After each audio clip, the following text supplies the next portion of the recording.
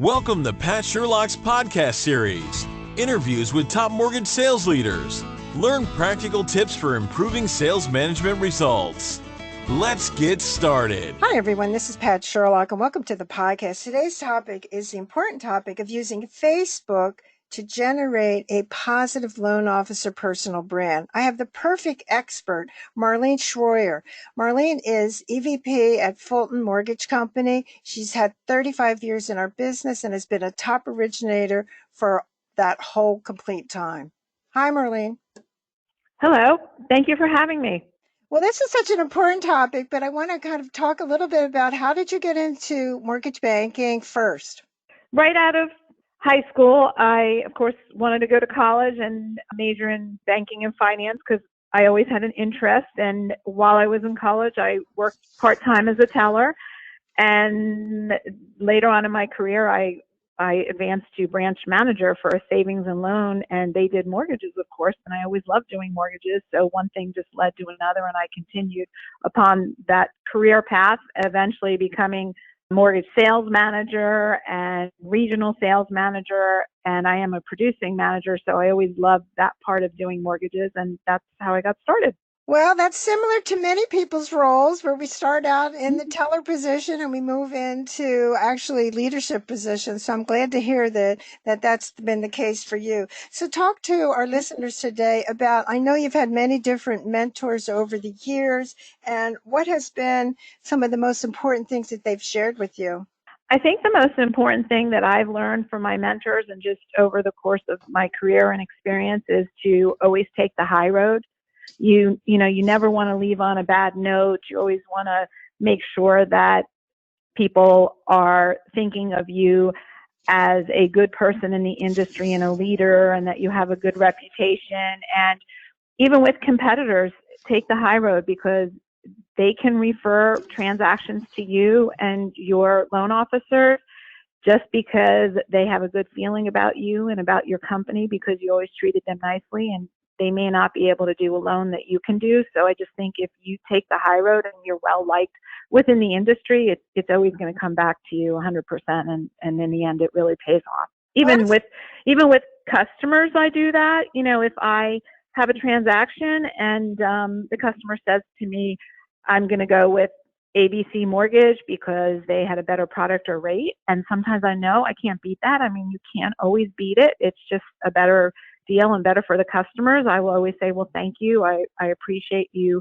letting me know. If things don't work out, please give me a call. And many times I have gotten phone calls back from them, or they have referred people to me that would say, my friend didn't go with you, but they thought you were very honest and they really liked you, so they recommended you. So just always take the high road. Well, that's great words of advice, I think, for sure. So talk about to our listeners what challenges you've had in your current position as a producing manager. Well, recently, the downturn in the market, it's just been really difficult. So I guess my biggest challenge right now is just keeping my staff upbeat, the loan officers, the sales managers that report to me, and the loan officer assistants.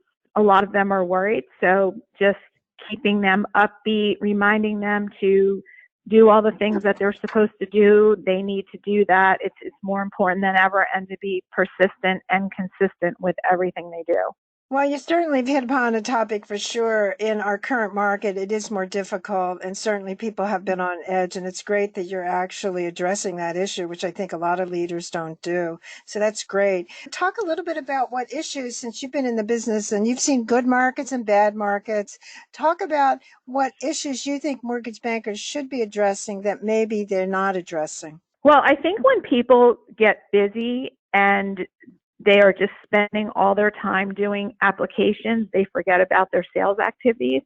And I think there has to be a good balance that when you're busy, you have to remember that you still need to do your sales activities. That's really important. So I just think that managers need to consistently be reminding their people, no matter how busy you are, you need to still do your sales activities. And I know for me, I'm a very structured person when it comes to my job, and I think and I stress this to my people, put your sales activities in your appointment book, just like you would have an appointment with a customer.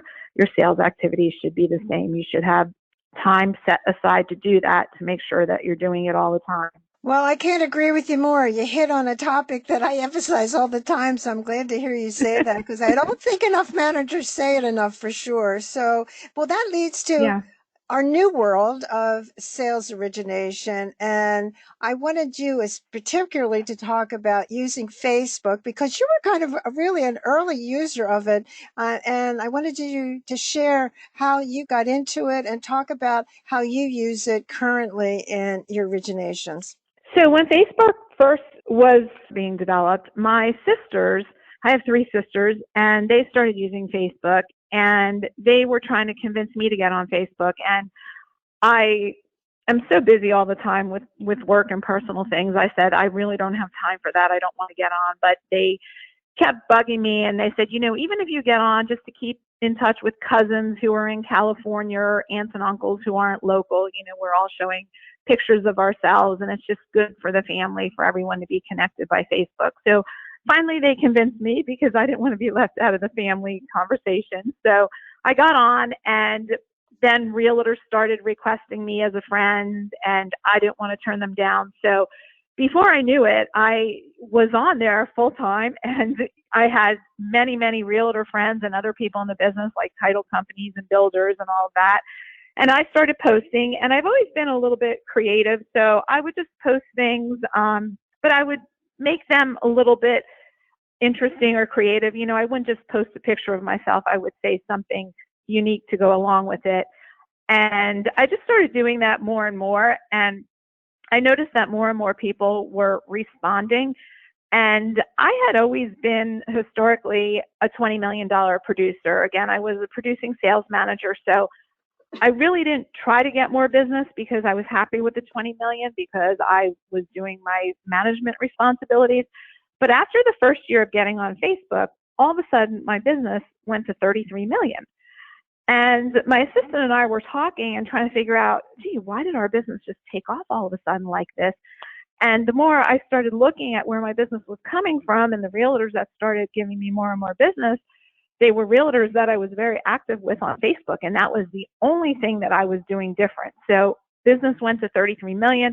The following year, 35 million. And then it just kind of hovered between 35 and 40 million ever since I got on Facebook, which was probably maybe about 12 or 13 years ago, I believe. So it really, really helped me. I did nothing different, but what I found was, because I was a sales manager and maybe wasn't doing as many sales activities to get my own business, this Facebook was a sales activity for me that saved time, was relatively easy to do, and I could touch a lot of people with just one post. And I every morning go on Facebook.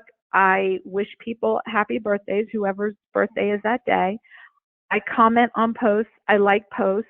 I make sure that I'm interacting with other people, and I make sure that I'm posting things myself.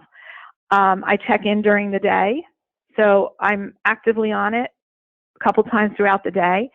One Facebook post or one like can touch many people, as opposed to if I make a sales call to a realtor office, I might not even see anybody, with everybody working remotely nowadays. So I just find it really touches a lot of people. It's inexpensive, and it doesn't take as much time as getting in your car and driving someplace.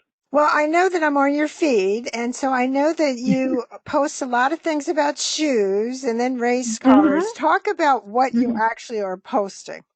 So I found early on that when you talk about something you're involved in, people get involved in that, and then they consistently make comments about that. So for instance, my family has been in racing for 4 generations. My dad was a race car driver. When I first got on Facebook, I would post a lot about me and my sisters being at the racetrack, being in the pit area. I'd make jokes, like I'd stand by a tire on the car and say, here I am changing my dad's tire, or something like that. And what was funny about that, I didn't even realize, first of all, I reached all the other people out there that were interested in racing. And racing is very big in the area that I'm in now, because there was a local racetrack that was pretty famous for years, which is Reading, Pennsylvania. So there were a lot of race fans, but there were also a lot of people who commented that they were really surprised about my posts because they always thought of me as this prissy little banker because I came to the office with suits on all the time, and they were really surprised to see me in the dirt at the racetrack. So I feel like what it did for me was it made me seem more personable to people. I didn't realize that that's how people were thinking of me, and people would joke around about that. Marlene does get dirty sometimes, and it just kind of connected me with more people. I would also post things about shoes that I would buy. I would post the pictures of the shoes because I am a shoe person and I love shoes. And of course, there's lots of other women out there that love shoes.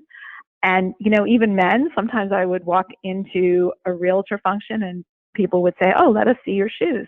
Or they would comment on, a race that my family and I were at over the weekend. So I think if you consistently post something that you're interested in or that you're involved in, people will comment on that.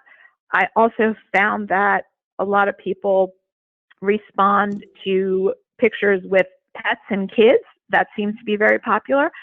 I don't have any kids or pets, but I use my family's kids or pets to post pictures with. But that always gets a lot of responses. So, Marlene, you're not posting mortgage-specific information. I think that's the key point. No.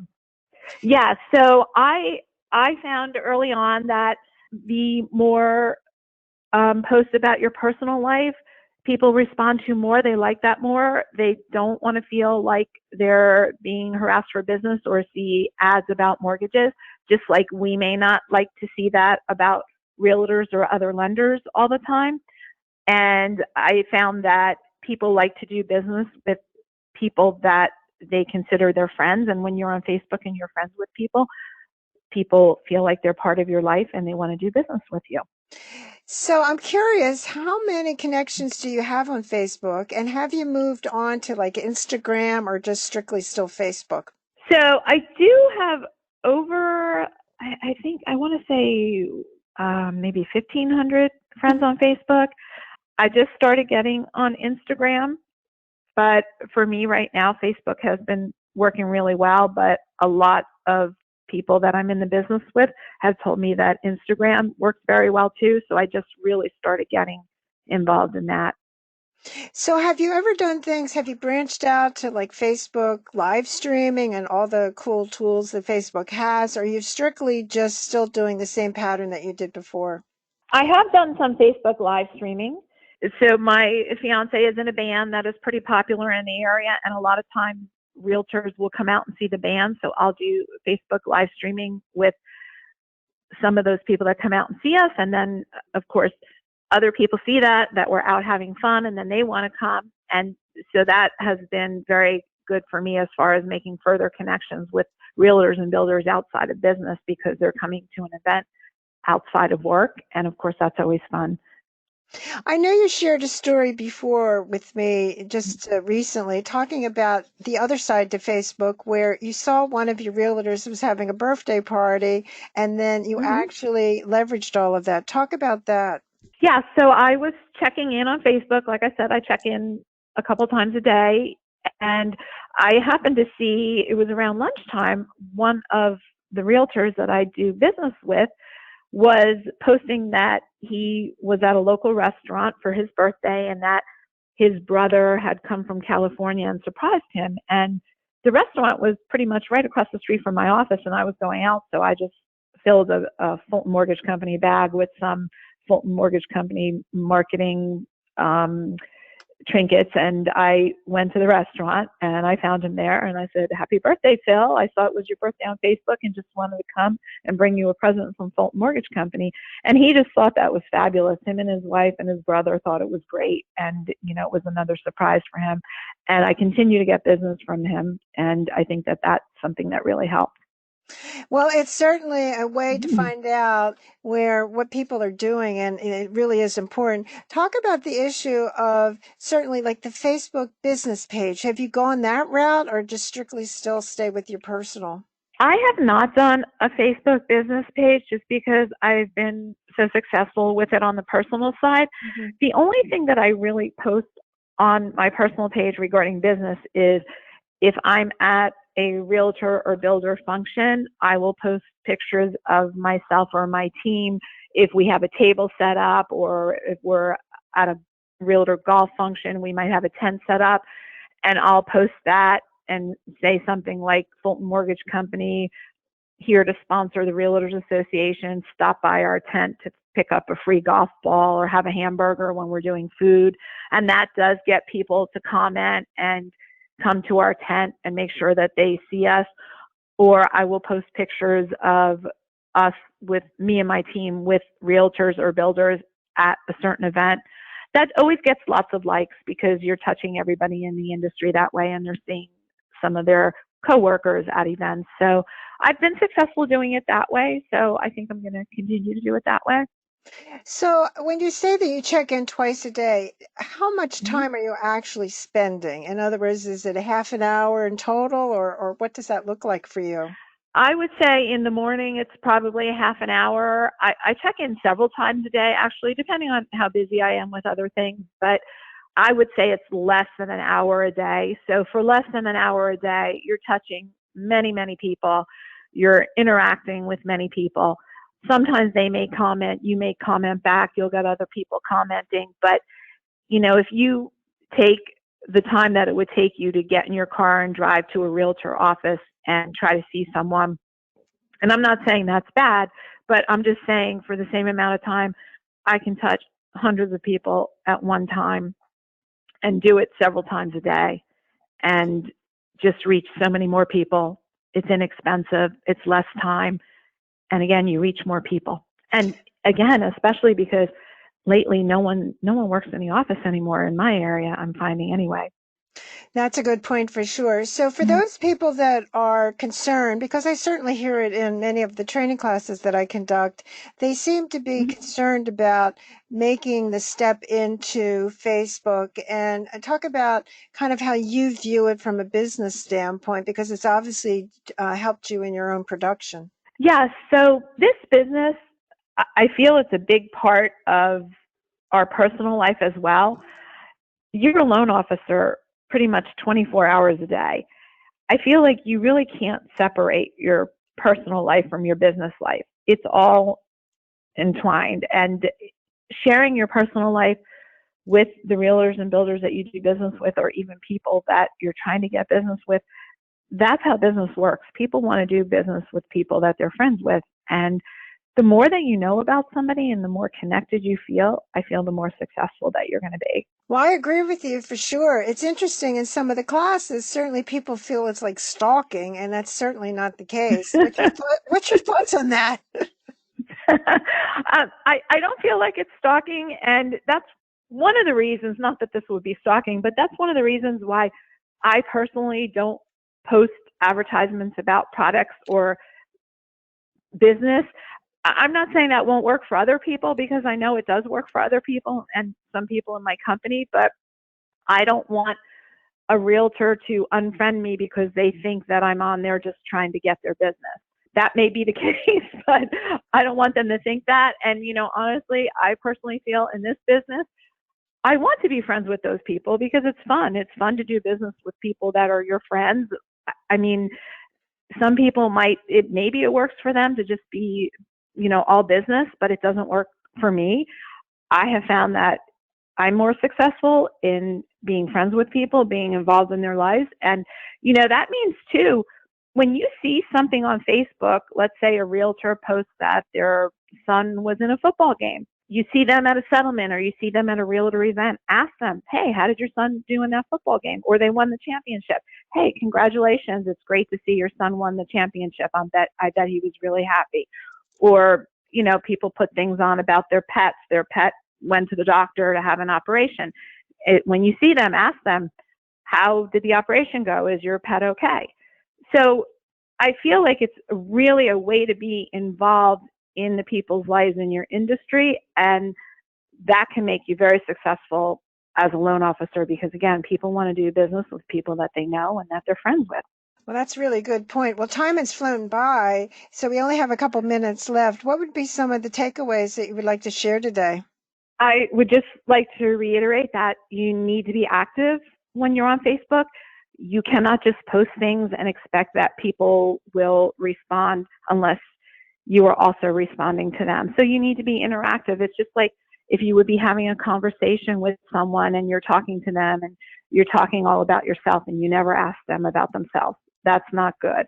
That's not good for forming a relationship. It needs to be a two-way street. So when people are reacting to your posts and liking your posts, you need to do the same, and you need to be active on Facebook. And like I said, I check in a couple times a day.